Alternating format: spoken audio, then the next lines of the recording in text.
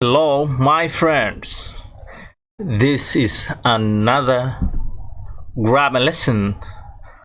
It's about past simple verb to be, and it's unit 9. So dhawaada saaxiibayaal, waxaan idin wadaa cashar kale oo ku saabsan past simple of verb to be. Waxaan aad ugu faraxsanahay qof kasta oo kamid ah asxaabteyda kan ay ugu horeyso video inuu arka maantana waxaan leeyahay waxaan aad ugu faraxsanahay inaad kamid noqoto subscribeskayga cusub ama dadka rukumanaya casharka. Haddii aan hore u bilaabo casharka waxaan leeyahay number 1 was and were are past tense of are and is. Labada eray ee was iyo were waa past simple tenseska verb to be ga is are. qaybta presentiga haddii aan ku hormariyo waxaan leeyahay I am in Berlin. Hadda waxaan ku suganahay Berlin. He is in Berlin. Asiga Berlin ayuu ku sugan yahay. It's in Berlin. She is happy. Way faraxsan tahay gabadhu. You, we and they-na waxay qaataan are. You are happy. Waad faraxsan tahay. You are in Berlin. Berlin ayaa joogtaa. They are in Berlin. Berlin ayay ku sugan yihiin. Dhammaan qaybta presentiga waxay tilmaamayaan wax fakti ah ama marxalad qof ku sugan yahay waqtiga la joogo. Okay, qaybta past simple-ka waxaan leeyahay past simple I meeshas maxaa gelayo I iyo he iyo she it grammar ahaan was ayay qaataan bal eg waxaan leeyahay I was in England. England ayaan ku sugnaa amaan joogay. waxaan joogaa iyo waxaan joogay طبعا فهمي كرتا waxaan joogaa waa present waxaan joogayna waa past simple waxaan ku sugnaa. Okay, he was in England. England ayuu joogay ama ku sugnaa. Waayahay it was in England. England ayay ku sugnaa. Okay, you, we and they iyana waxay qaataan erayga were. Okay, were ayaan ugu dhawaaqaynaa. You were in England. England ayaa joogtay. You were excited. Waad xamaasadeysneed. We were in England. England ayaan joognay. We were excited. Waynu xamaasadeysneen. They were in England. England ayay joogeen. They were excited. Aad ayay u faraxsanaayeen. Ay u xamaasadeysnaayeen. Okay, negative. Sidee baa loo sameynayaa diidmo? Okay, short form iyo long form labadaba waxaan aad ku qaadan doontaa halkan.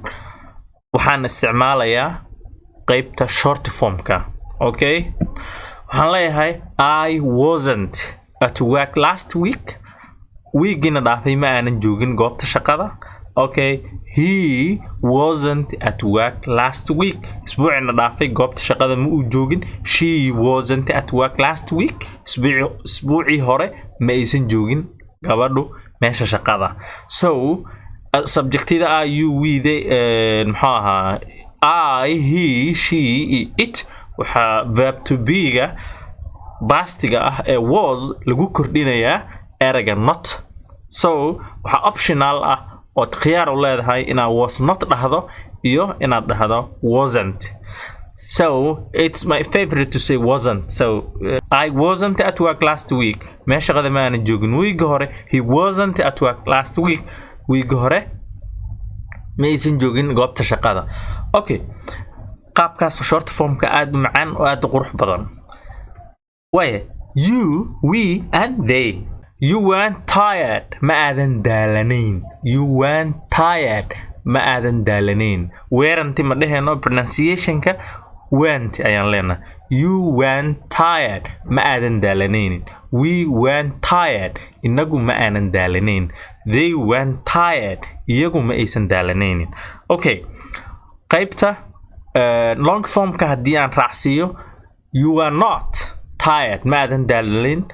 We were not. ma aanan daalanayn. We were not tired. ma aanan daalanayn. They were not tired. ma aysan daalanayn. erga tired ayaan ugu dhawaaqaynaa. Tired ma dhehena. Tired. Okay, qaabkaas ayaan ugu dhawaaqaynaa. Okay, waxaan u baahanahay labado su'aal ah inaan sameeyo iyo jawaabahooda. Okay. Where was team last night? xagee jira team xalay? He was at home. xaafadda ayuu jiray ama xaafadda ayuu joogay. Were you surprised? ma la yaabtay? Yes, I was. Ha, waan la yaabay. No, I wasn't. qaybtaas dambana waa short form. Was iyo were past simple of verb to be ga maxaan uga baahanahay inaan ka ogaado? waxaa inta badan la isticmaalaa marka dhalashada qof laga sheekeynayo.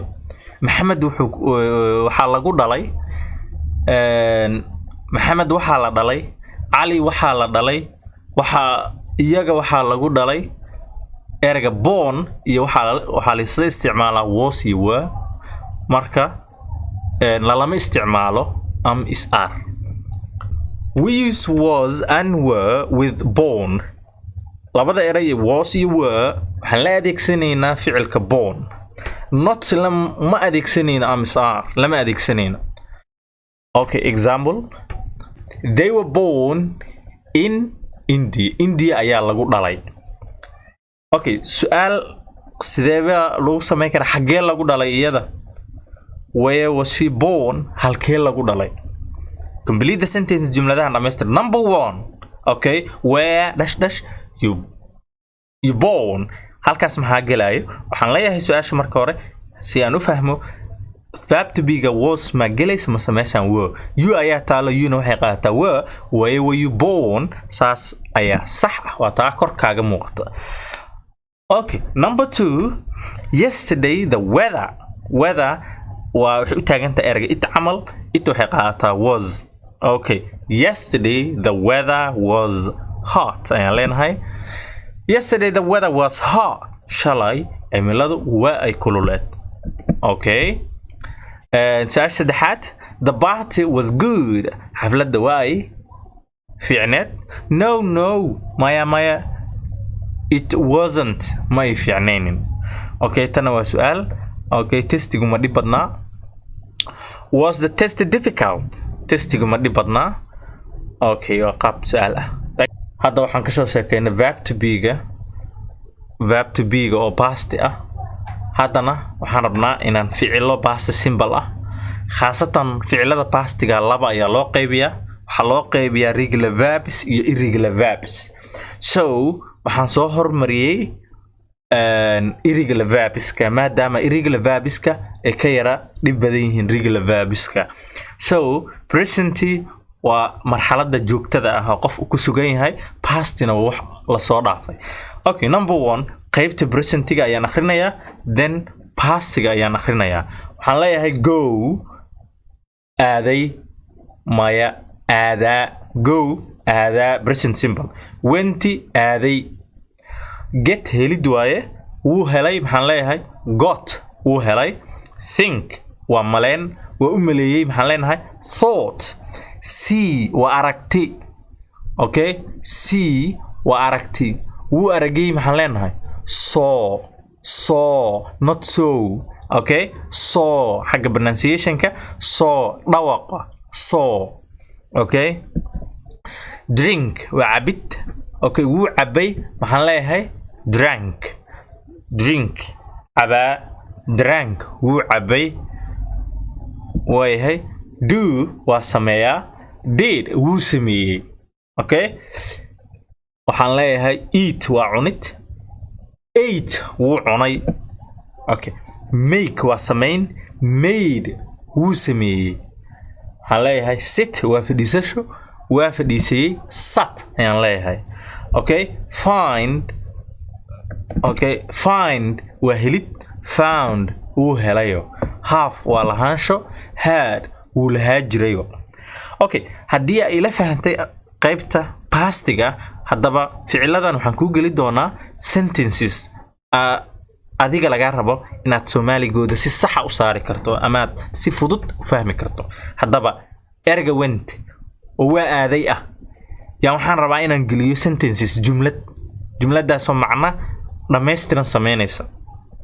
Okay, I went home early. goor hore ayaan xaafadda aaday. I went home early. goor hore ayaan gurigii aaday. Okay, 2. Ali got a big present. Ali wuxuu helay hadiyad weyn. Okay. They thought waxay ku fikireen to buy a house. To buy a house. They thought waxay ku fikireen to buy a house. Guri inay iibsadaan. They thought waxay ku fikireen to buy a house. Guri inay gataan. Iibsadaan. Okay. She saw a handsome man. Nin qurux badan ayay aragtay. She saw waxay aragtay a handsome man. Nin qurux badan. Okay. We drank coffee. Cafe ayaynu soo cabnay. We drank. Waxaynu soo cabnay coffee. Cafe baynu soo cabnay. Okay. I did some exercise this morning. Saaka waxaan soo sameeyay xogaa jimicsi ah. I did some exercise. Exercises esa ka maqan. Dabcan waxaan leenahay okay. Some exercises. Okay, some plus plural. Okay. Sorry. I did some exercises this morning. Saaka waxaan soo sameeyay xogaa exercise jimicsi ayaan soo sameeyay. You ate a lovely pizza. Pizza fiican ayaad soo cuntay. You ate waxaad cuntay a lovely pizza. Pizza fiican wanaagsan ayaad soo cuntay. Lovely bimacnaa good way. Okay. Aisha made dinner last night. Aisha made dinner last night. Aisha made dinner last night. Aisha xalay waxay sameysay casho ayay sameysay ama karisay. Okay, he sat on a bench under the tree. Wuxuu fariistay. He sat on wuxuu ku fariistay on a bench kursi under the tree geedka hoostiisa yaala. Okay. They found an interesting book. Waxay heleen book xiisa leh. They found waxay heleen an interesting book. Book xiisa leh ayay heleen. Okay. Found waa helid. Okay. We had a bike. Okay, esha qalad way xagga error tabin way. Okay, we had a bike. waxaynu eshaan qalad waaye. Sorry. qalad waaye. Okay, we had a bike. Baskiil ayaan lahaan jirnay when we were in London. Markaan London joogi jirnay. We had a bike when we were in London. Markaan London joogi jirnay waxaan lahaan jirnay baskiil ayaan lahaan jirnay.